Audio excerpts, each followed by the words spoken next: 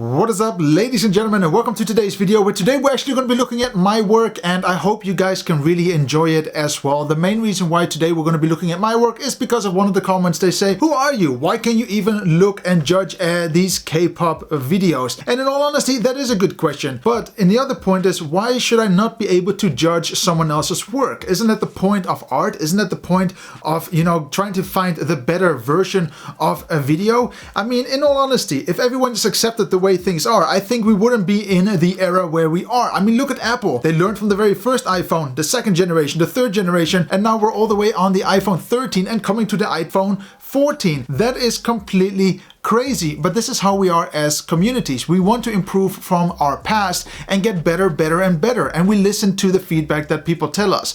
I'm not saying that I am correct all the time, but I am someone who is really honest about just saying what I see and what I think fits and what does not fit. Now, of course, it's an artistic choice. If you think it fits, hands up. If you think it doesn't fit, well, explain at least why. And that is something that I try to do with all the reviews I do. So guys, today we're going to be looking at my own project. I hope this is going to be interesting to you, and enjoy criticizing my work as well. Alrighty guys, let's have a look at this video together. I'm very nervous to look at it, and a little bit of a backstory. So this was a request that I had to pull together within 48 hours. I had to do scouting of locations.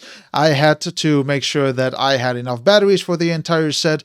There was barely any time to plan any of this. There was really like, hey, I'm looking for a videographer. I'm looking for someone who can help me produce a video. I said, look, I can do it for you. It's going to be a rush job, but let's anyway give it a try. You should never say no, because that's stupid. You should always just think, let's go with it. Let's see what we can do with it. And today we're going to be looking at that video. And like I already just mentioned, just please note that I did not do the editing. I only did the filming, and I also did my own little cut to the video that I preferred a little bit more. I don't have access to that video anymore. I accidentally deleted it. But let's just have a look at this version and let's see what we can pick up. The good, the bad things about what was filmed and how it was edited. Okay. Has been 3 years ago since I looked at this. So let's go. So I like that already. Yeah, I'm selfish. Okay, the first thing that I really like about just the intro, it makes you think like, who is this guy? But the thing about him is, I told him, hey, look dominant, look as if you own it, look through as if you're going through troubles, as if you're going through a crappy, part of your lifetime, and you just are in this mood, like you are in your own world, in your own bubble. But the only thing I don't like about how they cut this is that there should be an echo, It just goes quiet. It just goes to 0. But if you look at the next scene, yeah, I'm selfish, you can hear an echo, and the echo slowly turns into the next beat, which is really, really cool. But they didn't do it on the first shot. I would have just continued the echo, then into his that little scene again where you see, yeah, I'm selfish, and then it goes into the music. But I love the blackouts. Again, it makes you think like, what's going to be next? Okay, so I really just don't like this at all. I'm going to be honest about it. This these still frames, as if he's, you're going by scene, but it's just not nice. It doesn't look good, and it doesn't reveal anything different. They could have just kept this, zooming in, zooming out while it's still a moving image. Okay, we don't look at stills here. We're actually looking at moving parts, or maybe different scenes from the entire clip. That would have been cool as well. This is just a little bit random, and it doesn't really show skill.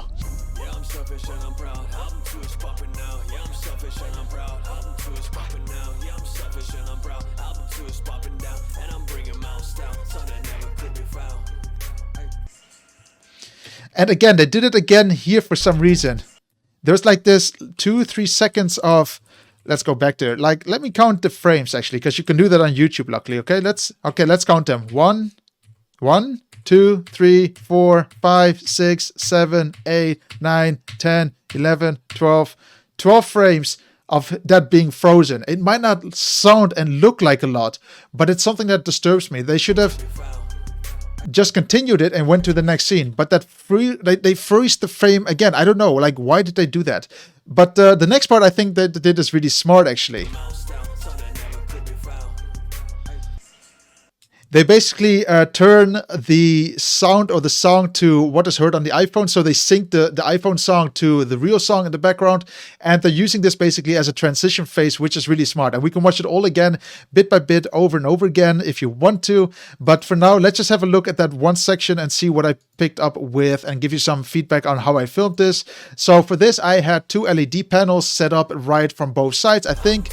You can even see them in the glasses. You have one here, one there, just to illuminate him from both sides, which I wanted to do. Without it, it was really bad.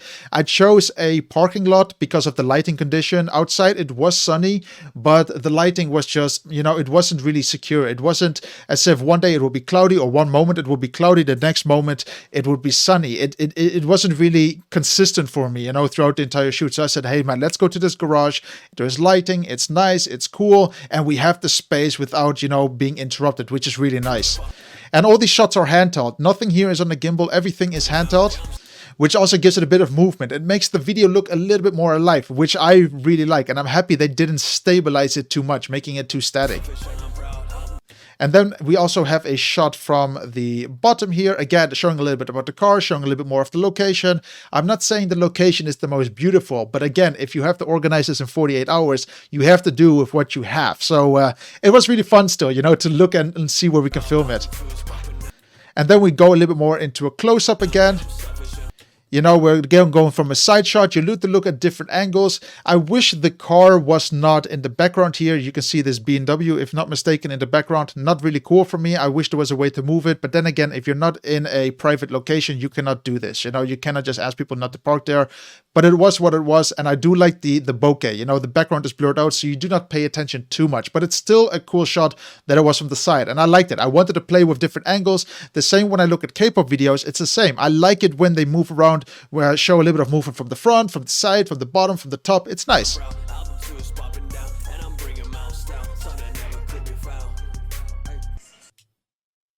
Really cool. That was actually my favorite part of this in video, I think.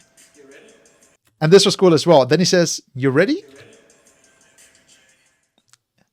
Okay, the next thing that I don't like about the edit here, because I know I filmed longer, is more or less, "You're ready?" and look at this fade out. It's very choppy. I don't understand why it's choppy. There is no reason for it. And my concern is that this wasn't an artistic choice. I think this was more or less an error. I don't even know how they did this, but again, a still frame. No idea why they did this. I asked and I never got an answer. And then we actually go to the main song.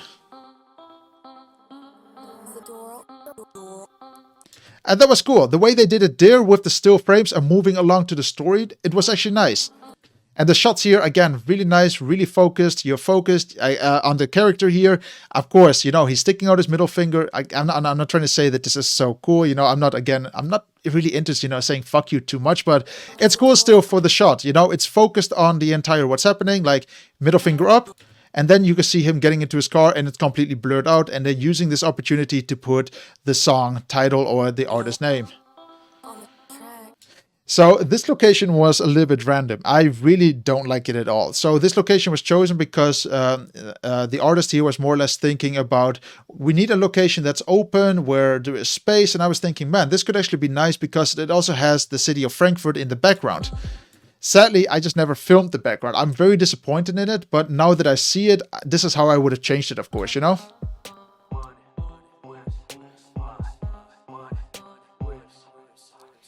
So for this particular shot, this particular one, I really wish that I used a different lens and also that I had an ND filter. It was super bright and I just couldn't get any bokeh in the background because if I open up the lens, if I open up the aperture, it will make everything too bright. So I had to turn down the aperture and what happens, it makes everything in the background more clear. The shot just looks terrible. I'm not happy with it. He was still okay with it. They used it, so... But it was still nice that I did that shot, you know, where I was still walking and I was going around him, you know, as if he's focusing in his own world and I was not even present. And also one more thing that I want to add on to this entire video is that I'm really happy that during all of the shooting, he actually did all the singing on set. So I didn't check the lip sync on this, if it's, you know, connected to what he's saying and to the song itself. But for it there should not be an excuse to why it should be out of sync.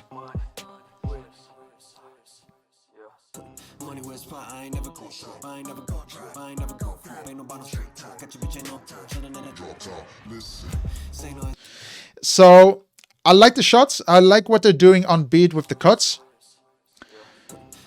You know, shot one, really cool location, by the way, a little bit of a Dutch angle. I put it a little bit tilted, was very nice. And then we have this location again. I wish I did not film here at all. I would have just said, you know, let's not use this scene at all. It looks terrible, in my opinion. It just looks so boring. There's nothing about the story in it, and it just feels way too open. Feels a bit too random. Let's go to the next shot again. We wanted to basically show the city of Frankfurt in the background, which I really, really like.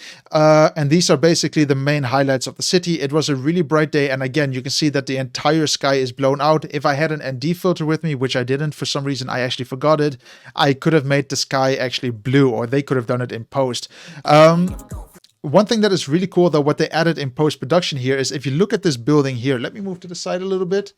There we go. You can basically see that there is flashing going on. They basically made that a visual that it's flashing to the music as if it was like a speaker. Let's have a look at that again. Really cool. Do you see it? Okay, you want to see it again one more time? Really cool now. And if you pay attention to that building, you're going to see it more and more. They're using it as a canvas. There you go. Again, here you can see it really, really nice. Isn't that cool? I think what they did here was really smart, and you would only pay attention to it if you actually see it. But I saw it, and I thought it was cool.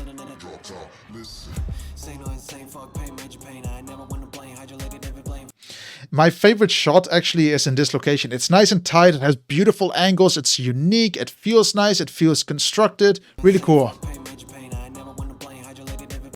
And then here again, my problem is that, again, it was just so bright that ND filter would have highly helped me here.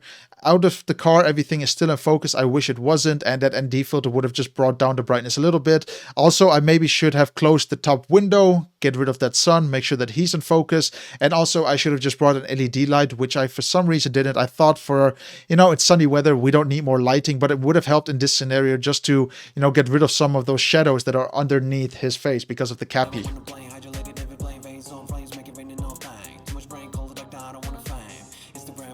I like the visual, you know, he puts the gun to his head and then the splatter comes out of it. Nice. It's creative.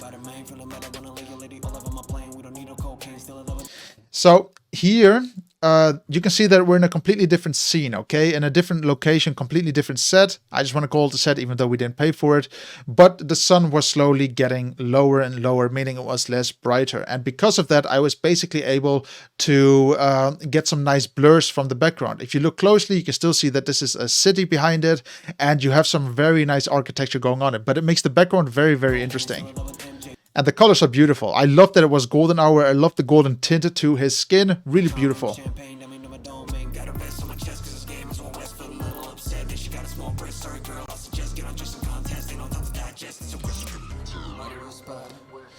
Again, this is again my favorite location. It was just filmed great, and if I could redo it, I would do all of this at golden hour because I could control the light a little bit better. During the daytime, like I said, we only had 48 hours, so it was either go or don't go.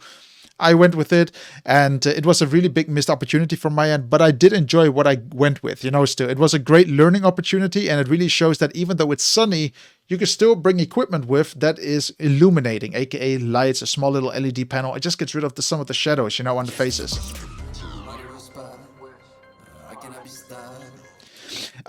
Here we have some text on the building.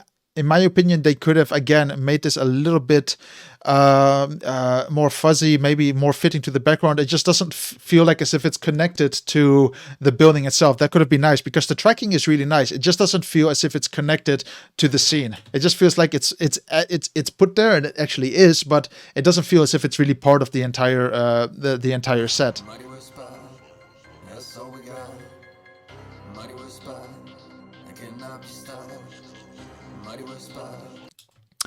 I do like how they did all the tracking still. They did a fantastic job here. There is another street, another location. It will come up most likely again, but okay. Oh no, it was this one. So this was a street where I was thinking maybe this could be some alone time where he's just walking and he can do his own thing and show again part as if he's going through a training phase, a thinking phase.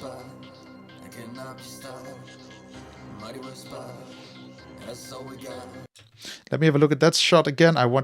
It's a little bit too high in all honesty. I could have made it lower, a little bit more of a chest shot inside of it, and for some reason it's just way too high.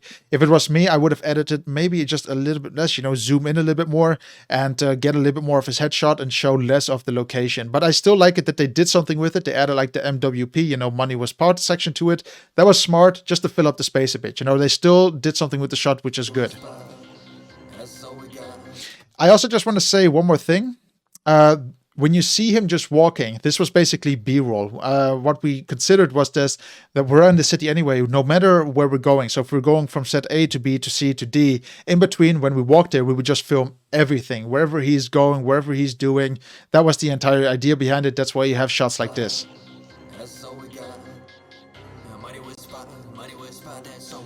Again, a beautiful scene. It just, for me, it tells a bit of a story, as if he's just, thinking about the song. He's in his own head. He's in his own location. He's just, rapping it out in his own head. I really loved this scene. It's also because of the blur in the background. It makes it really focused. And I'm a real big fan of bokeh, of that blur effect. I'm a real big fan. If you don't see it on my videos, most likely means I'm disappointed.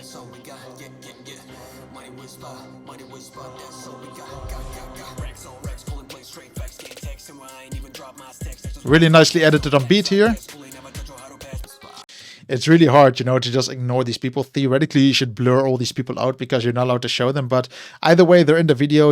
Maybe this video will ever get famous. I don't really know. But what I liked about the idea behind the shot is that I was more thinking if we can get a lot of B-roll in this video, would it be nicer if we have more shots where he's like thinking about the song, and imagine that everything is more or less like an image that he's pretending to be, like everything that you see when he's rapping is basically something in his head while he's walking on the streets. That could have been a cool story, and they should have maybe gone with that road. That's the way I would have edited, but for what it is, they still used all the shots that I had. Even some shots that I would not use. But that's okay, that's what you call professionalism to a certain point, but you also have to be critical. What can you use, what can you not use, And again, here, for some reason, one sec, where is that? They again froze it again for like 1, 2, 3, 4, 5, 6, 7, 8, 9, 10, 11, 12, 13, 14, 15, 16, 17, 17 frames. It freezes here. I don't understand what happened here. I do know that with some softwares, if you are just editing and your computer doesn't handle up to it, it just starts freezing awkwardly. And I had that in the past with some crappy software. So I don't know if they were using weird software, but yeah, it's a story by itself, Really cool effect what they did here. They masked him out and then they put basically a replica of him behind it. I thought this was really smart. I don't even know how they did this. Like, I've never seen this effect before. So whoever did the editing here, at least the special effects, this was hats off. This is cool. Let me have a look at that shot. One sec, guys. So again, there's something about the shot that is weird. I'm looking at the car here. It seems as if the focus is a little bit, focusing here and there, which is not so good. But again, it's the location. It's really hard to just change these things on the go unless you're really prepared for every scene and what's coming. You don't know what's happening. Here, the camera was more or less rolling non-stop. And yeah, it's hard to plan it. Again, if you only have 48 hours, I should have just said, hey, this is not possible. Of course, that's more professional, but he really wanted it. So he got the entire videos and we just went forward and forward. And I'm happy they used the shot, but it would have been nice again if they maybe blurred some of it and these cars were gone. Again, public terrain, you cannot really tell people not to park there.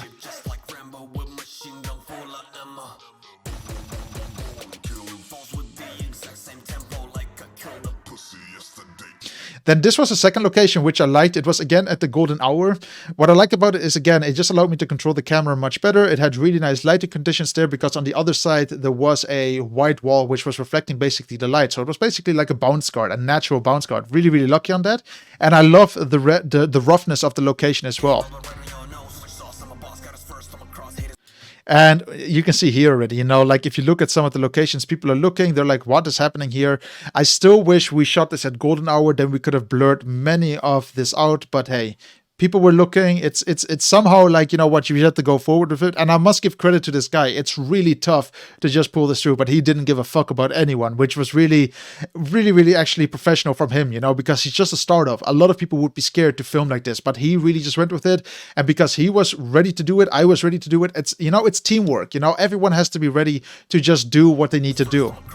And this helps a lot. So here we went with a little bit of a crane shot. Where was it? This part, a little bit of a crane shot. It was a little bit hard to pull it off, but look, it still worked on the go. I just put a tripod underneath the gimbal, and I was able to follow him. Could have been maybe nicer if it was a little bit wider, if he was a little bit more central. They could have centralized this entire video actually by just cropping it a little bit and putting him a little bit to the middle. Small things like that would just make this video a little bit nicer.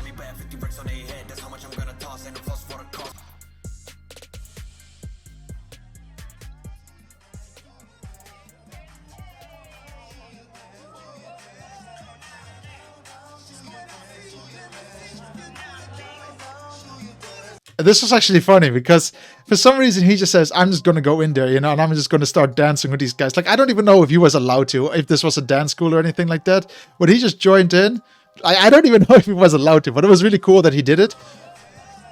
You can see the woman looking like, okay, he's joining in.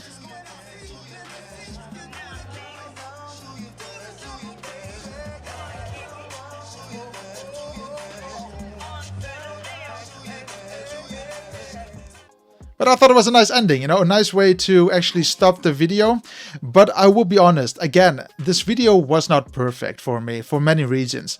One wished there was just much more opportunity for me to actually be there on set with him. And do I have a, I didn't know I have a, wait, do I have a, one sec guys. For some reason, I have a massive shadow on my face. That's okay, though. I just wish that there was just more opportunity to plan this out a little bit, you know, give it a little bit more thought, because that's the one thing that was missing here. And it was really fun to film, and don't get me wrong, but it also showed me that even though nature looks as if it's planning good for you, it's not, you know, you also need to plan some hours. I will never film again, you know, because of this shoot. And this was 3 years ago. I will never film again in a super bright day, for example. It's just not effective. It's terrible. And it's just not fun, as you can see by the results. I felt very disappointed in myself when I looked at the footage. They still used it. They saw something in it. I would have said, hey man, let's just do it again and put another day into it. But we just planned it a little bit more accordingly. But he was under time pressure. He wanted to push out his first song from his album. And for the rest of us, a really fun project, you know. And I'm not saying it's perfect. I'm not saying this is anywhere near to the K-pop level. But if you have what you have, and especially if you only have 48 hours to think about locations, you think about what to bring, to think about how we're going to go from A to B, and you only have 6 hours to film, it's a lot of pressure. And we still pulled off straight. It's still a video that you can publish. Is it the best video? Like I already said, no. But is it something that you can work on? Of course, that's the idea. You know, you want to see your projects and see, okay, where can we improve? And I use this video sometimes as an example, especially from the videography point of view, on saying what could be better, what could be worse, and what can we improve on next? Because if you can't do that, what's even the point of doing this job? You want to show your artwork. You want to have a good time on set. You know, you want to get better and better and better each time. And that was the main goal. And from there, I've learned so many new tricks and tips, and it's all about just the progress, guys. It's all about just pushing forward and doing what you can do and learn from it. And even if you made a bad video, even if you filmed to your worst, don't think about it as a failure. See it as an opportunity to think about how can we improve for the next video. And that is what I would say is the most important. You have to find ways to get better. You know, you have to find ways to see how can we make this video even more epic for the next client, for the next project, and still use this as a reference. Say, this is part of my portfolio. This is where I started, and this is where I came with music videos as an example. And I wanted to show you this video rather than some of my better works, because it's just the better way to look at myself as an editor, as a director. What can I always do to become better on my projects? The next thing I do want to say that before this video, this is not even a joke, I filmed this video literally 2 months before I got my best gear till today. And I wish I just had that, you know, it would have made a big difference to the quality, much sharper, 4K 60. Everything could have been thrown at it, you know, but that was just a different time. And I still have to think, you know, that was like 3-4 years ago. So it's a big gap, you know, of things you can learn. So don't think because it's 3-4 years ago like, oh man, it's shit, you can do nothing with it. No, think about it as an opportunity to get better. And I hope you guys can see it as well. And I hope you can learn a little bit, you know, of this from my experience. And I hope this rapper is doing good right now. I hope he's doing what he wants to do in his career. But I love working on these projects. It's all just about growing yourself, okay? And maybe for the next video, we can look at a better project. But for now, guys, I just want to say thank you very much for watching. I know this is a long video, but I want to be judgmental as well about my work. You know, I just want to say I'm the best. And of course, if you got any, you know, topics you want to talk about, like, hey man, that was crap, put it in the comments. You know, it's nice to talk about different works. And of course, don't bash the artist. He was just doing what he's passionate about. 90% of you people would not even dare to do what he does on streets. What he did was really just professional, you know, for himself. He just didn't care about it. He wanted to get the shots and he got them. That is called dedication. So I want to give hats off to people like this. You know, it just makes everything so much easier. You want to work with people that you can work with rather than, come on man, we got to do it. You're making me nervous. And it just makes everything easy. But yeah, guys, thank you very much for watching, and I hope you did enjoy. If you did enjoy, then just all you have to do is make sure you hit a like button. If not, that's fine as well. But I'll catch you then, and see you on the next video.